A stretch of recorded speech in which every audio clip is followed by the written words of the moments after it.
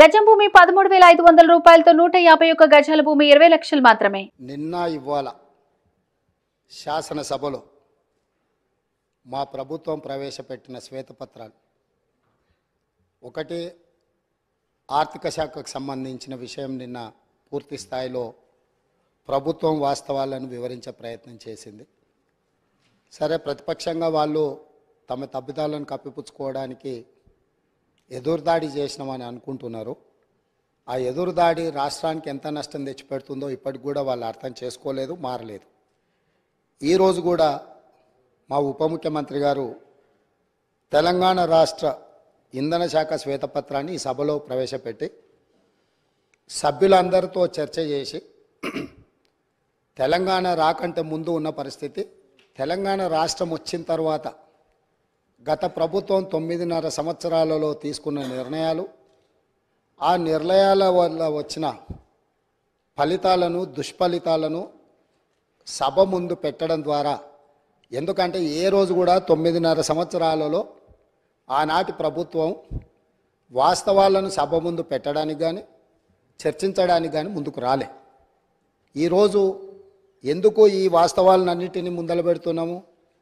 ఒక మనిషి ఆసుపత్రికి వెళ్ళి హెల్త్ చెకప్ చేసుకుంటే ఎక్స్రే నుంచి స్కానింగ్ వరకు అన్ని రిపోర్ట్లు తీసుకుంటేనే, బ్లడ్ టెస్ట్ కానీ అన్ని టెస్టులు చేయించుకుంటే, హెల్త్ చెకప్ చేయించుకుంటే ఆ వ్యక్తిలో ఉన్న బలాలు బలహీనతలు అన్నీ తెలిస్తే డాక్టర్గా వారికి వైద్యం అందించడం సులభం అవుతుందని చెప్పి హెల్త్ చెకప్ చేస్తాం.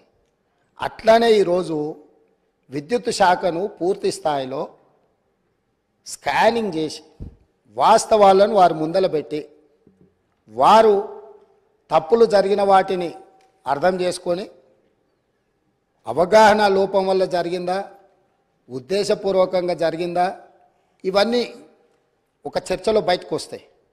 కాకపోతే వాస్తవాలను ఒప్పుకొని హుందాగా 10 సంవత్సరాలు పరిపాలన చేసిన అనుభవం ఉంది మాకని పదే పదే చెప్తారు. ఆ అనుభవాన్ని ఇప్పుడైనా తెలంగాణ రాష్ట్రంలో విద్యుత్ సరఫరాలో, విద్యుత్ ఉత్పత్తిలో సామర్థ్యాన్ని పెంచుకోవడానికి వారు ఉపయోగించుకుంటే బాగుండేది. నేను సూటిగా 3 అంశాలను ప్రస్తావించదలుచుకున్నా. మాజీ మంత్రి జగదీశ్వర్ రెడ్డి గారు ప్రభుత్వానికే సవాల్ విసిరిండ్రు, మీరు విచారణకు ఆదేశించండి, మేము సిద్ధంగా ఉన్నామని. నేను వారిని మనస్ఫూర్తిగా స్వాగతిస్తున్నా. 3 అంశాల మీద ఈ ప్రభుత్వము పూర్తి స్థాయిలో విచారణకు ఆదేశిస్తాము, జ్యుడిషియల్ ఎంక్వైరీ చేయడానికి ప్రభుత్వం సిద్ధంగా ఉంది. వారే కోరుకున్నప్పుడు వాస్తవాలను సభ ముందు పెట్టిన తర్వాత మాజీ మంత్రి గారు ఏదైతే జ్యుడిషియల్ ఎంక్వైరీ కోరుకున్నారో తప్పకుండా తమరి అనుమతి ద్వారా సభలోనే నేను ప్రకటన చేస్తున్నా. 3 అంశాల మీద జ్యుడిషియల్ ఎంక్వైరీకి మా ప్రభుత్వం సిద్ధంగా ఉన్నది అని చెప్పి ఈ సందర్భంగా తెలియజేస్తూ, ఆ 3 అంశాలకు సంబంధించి తెలంగాణలో కాలిపోతున్న మోటార్లు, పేలిపోతున్న ట్రాన్స్ఫార్మర్లు, ఆత్మహత్యలు చేసుకుంటున్న రైతులు, ఇది ఒక పెద్ద సెంటిమెంట్ విద్యుత్తు అనేది.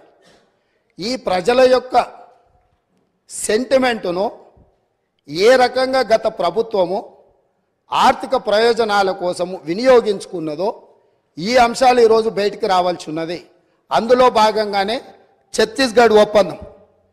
మన రాష్ట్రంలో విద్యుత్తు ఉత్పత్తి సరిపోవడం లేదు, అత్యవసరంగా మన అవసరాలు తీర్చాల్సిన అవసరం ఉన్నది. కాబట్టి ఏ టెండర్లు లేకుండానే డైరెక్ట్గా మేము ఆ ఛత్తీస్గఢ్ ప్రభుత్వానికి సంబంధించిన ప్రభుత్వ సంస్థతో తెలంగాణ రాష్ట్ర ప్రభుత్వం డిస్కాంలు ఒప్పందం చేసుకుంటున్నాయని ఆ రోజు ఇదే సభలో ఈ ఒప్పందాలతో వేల కోట్ల రూపాయల భారం పడబోతుంది, ఈ భారాన్ని తెలంగాణ ప్రజలు భరించలేని పరిస్థితికి దారితీస్తుంది, ఈఆర్సీ ముందల మేము ఫిర్యాదులు చేయడమే కాకుండా మా వాదనలు వినిపించినాం. ఈ సభలో ఆనాటి ముఖ్యమంత్రి చంద్రశేఖరరావు గారికి మేము చెప్పే ప్రయత్నం చేస్తే మార్షల్స్ను పెట్టి మమ్మల్ని బయటికి గెంటేసి ఆ రోజు ఛత్తీస్గఢ్తోని తెలంగాణ రాష్ట్ర ప్రభుత్వం ఒప్పందం చేసుకుంది. దీనికి సంబంధించి విద్యుత్తు జేఏసీకి సంబంధించిన తెలంగాణ ఉద్యమంలో క్రియాశీలక పాత్ర పోషించిన ఒక జెన్కో ట్రాన్స్కో అధికారి నివేదిక ఇచ్చి ఈ ఒప్పందం వల్ల నష్టం జరుగుతుంది అన్నందుకు అతన్ని ఎక్కడనో మారుమూల ప్రాంతానికి బదిలీ చేసి కక్ష సాధింపుగా అతనికి ఉన్న హోదాను తగ్గించి ఒక చిన్న ఉద్యోగంలో నియమించారు అధ్యక్ష. వారు ఇక్కడ సభ్యుడు కాదు కాబట్టి వారి పేరు తీసుకుంటలేను. సంస్థలో పనిచేస్తున్న ఉద్యోగి అనుభవంతో తెలంగాణ ఉద్యమంలో విద్యుత్ జేఏసీని క్రియాశీలకంగా ముందుకు నడిపించి ఉద్యమంలో ముందున్న వ్యక్తిని తెలంగాణ రాష్ట్రం వచ్చిన ఎంబడే శిక్షించి ఎక్కడో మారుమూల ప్రాంతానికి బదిలీ చేసి ఉన్న హోదా కంటే అతనికి డిమోషన్. తెలంగాణ ఉద్యమంలో పాల్గొన్న వాళ్ళు తెలంగాణ రాష్ట్ర సాధనలో క్రియాశీలక పాత్ర పోషించిన వాళ్ళను మనం సమర్థించి